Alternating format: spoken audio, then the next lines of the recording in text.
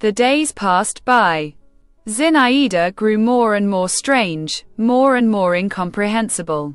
One day I entered her house and found her sitting on a straw-bottomed chair, with her head pressed against the sharp edge of a table. She straightened up. Her face was again all bathed in tears. "Ah, it's you," she said, with a harsh grimace. "Come hither." I went up to her. She laid her hand on my head and, suddenly seizing me by the hair, began to pull it. "It hurts," I said at last. "Ah, it hurts. And doesn't it hurt me? Doesn't it hurt me?" she repeated. "Aye," she suddenly cried, perceiving that she had pulled out a small tuft of my hair. "What have I done? Poor Monsieur Voldemar." She carefully straightened out the hairs she had plucked out, wound them round her finger, and twisted them into a ring. "I will put your hair in my locket and wear it," she said, and tears glistened in her eyes. "Perhaps that will comfort you a little. But now, goodbye." I returned home and found an unpleasant state of things there. A scene was in progress between my father and my mother. She was upbraiding him for something or other, while he, according to his wont, was maintaining a cold, polite silence, and speedily went away. I could not hear what my mother was talking about. Neither did I care to know.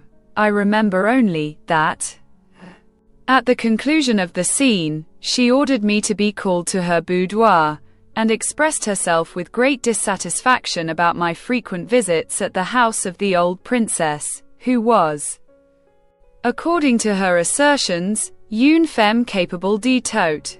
I kissed her hand. I always did that when I wanted to put an end to the conversation, and went off to my own room. Zinaida's tears had completely discomfited me.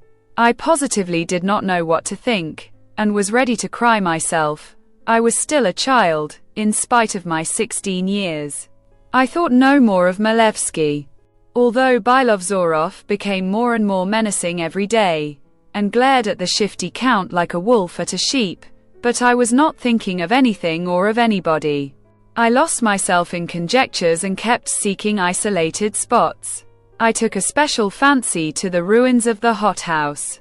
I could clamber up on the high wall, seat myself, and sit there such an unhappy, lonely, and sad youth that I felt sorry for myself. And how delightful those mournful sensations were, how I gloated over them. One day, I was sitting thus on the wall, gazing off into the distance and listening to the chiming of the bells, when suddenly something ran over me. Not a breeze exactly, not a shiver, but something resembling a breath. The consciousness of someone's proximity. I dropped my eyes. Below me, in a light grey gown, with a pink parasol on her shoulder, Zinaida was walking hastily along the road. She saw me, halted, and, pushing up the brim of her straw hat, raised her velvety eyes to mine. "What are you doing there, on such a height?" she asked me, with a strange sort of smile. "There now," she went on, "you are always declaring that you love me. Jump down to me here on the road if you really do love me." Before the words were well out of Zinaida's mouth, I had flown down, exactly as though someone had given me a push from behind. The wall was about 2 fathoms high. I landed on the ground with my feet, but the shock was so violent that I could not retain my balance. I fell, and lost consciousness for a moment. When I came to myself, I felt, without opening my eyes, that Zinaida was by my side. "My dear boy," she was saying, as she bent over me, and tender anxiety was audible in her voice. "How couldst thou do that? How couldst thou obey? I love thee. Rise." Her breast was heaving beside me. Her hands were touching my head, and suddenly, what were my sensations then? Her soft, fresh lips began to cover my whole face with kisses. They touched my lips. But at this point Zinaida probably divined from the expression of my face that I had already recovered consciousness. Although I still did not open my eyes, and swiftly rising to her feet. She said, "Come, get up, you rogue, you foolish fellow. Why do you lie there in the dust?" I got up.